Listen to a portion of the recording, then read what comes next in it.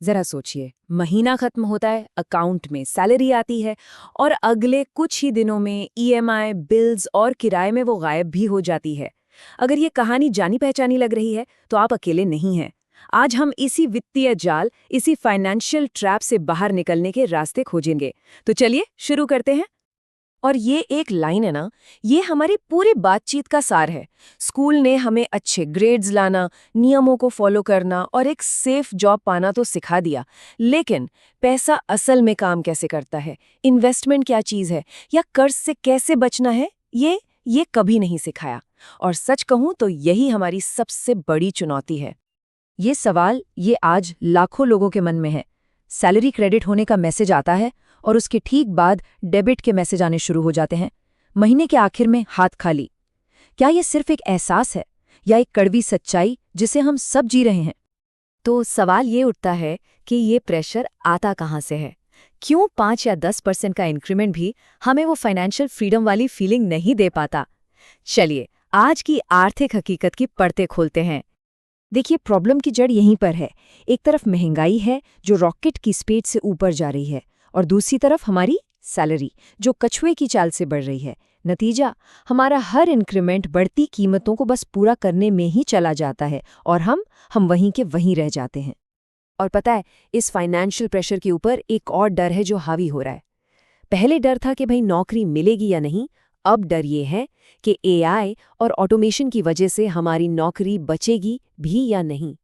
जो स्किल्स कल तक बहुत कीमती थी, वो आज पुरानी होती जा रही हैं। और यहीं से शुरू होता है असली सैलरी ट्रैप। ये सिर्फ कम पैसे की प्रॉब्लम नहीं है, ये एक माइंडसेट की प्रॉब्लम है जिसकी जड़ें हमारे एजुकेशन सिस्टम में बहुत बहुत गहरी हैं। आइए इसे समझते हैं। ये जो सैलरी ट्रैप है ना, ये बिल्कुल एक सुनहरे पिंजरे जैसा है। नौकरी हमें एक सेफ्टी का, एक सुरक्षा का एहसास कराती है, लेकिन असल में हम सिर्फ एक इनकम सोर्स पर डिपेंडेंट हो जाते हैं।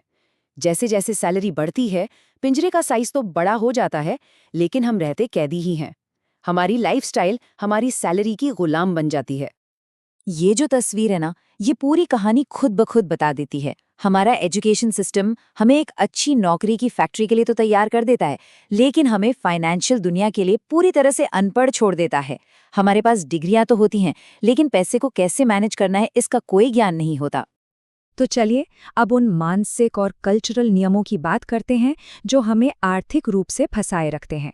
ये समझना बहुत जरूरी है। ये कुछ ऐसे अनकहे नियम हैं जो हमें बचपन से सिखाए जाते हैं। रिस्क मत लो, सेफ रास्ता चुनो और देखो कि पड़ोसी क्या कर रहे हैं। हम सामाजिक स्वीकृति के लिए, मतलब लोग क्या कहेंगे, इसके लिए अपनी आर्थिक आज़ादी को दांव पर लगा देते हैं। लेकिन आज की दुनिया लीक से हटकर चलने वालों को ही इनाम देती है। याद रखिए, मेहनत में कोई कमी नहीं है, बस शायद हमारी दिशा गलत हो सकती है। अक्सर हमारे पेरेंट्स जो सलाह देते हैं वो उनके ज़माने के हिसाब से बिल्कुल सही थी। तब एक नौकरी का मतलब था कि पूरी जिंदगी सिक्योर है। लेकिन आज की हकीकत बदल चुकी है।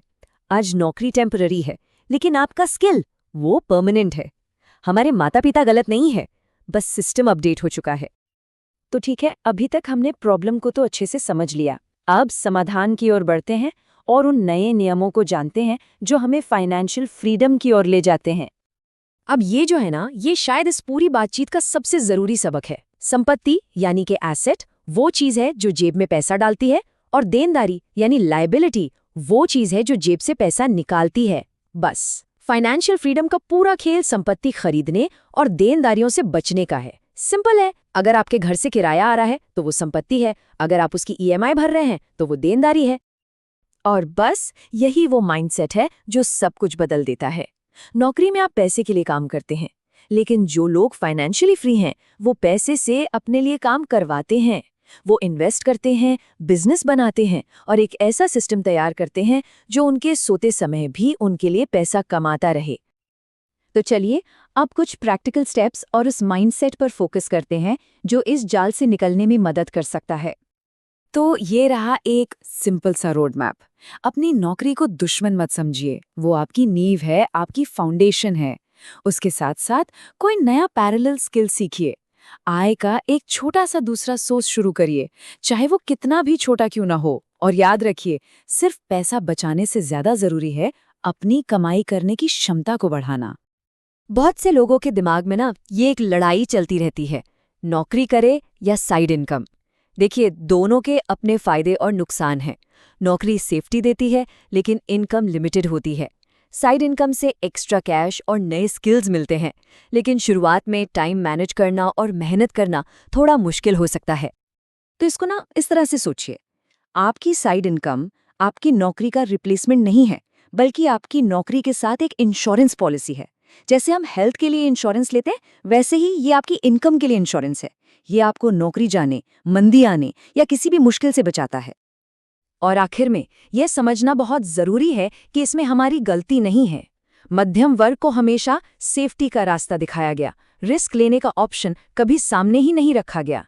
तो ये सिस्टम का गैप है, किसी की व्यक्तिगत आलस का नहीं। तो अब सवाल ये नहीं है कि क्या किया जा सकता है, सवाल ये है कि आज पहला कदम क्या उठाया जाएगा। क्या आज रात एक नया कोर्स खोजना शुरू करेंगे, या अपनी किसी हॉबी को इनकम के सोर्स में बदलने के बारे में सोचेंगे? फाइनेंशियल फ्रीडम का सफर इसी पहले कदम से शुरू होता है।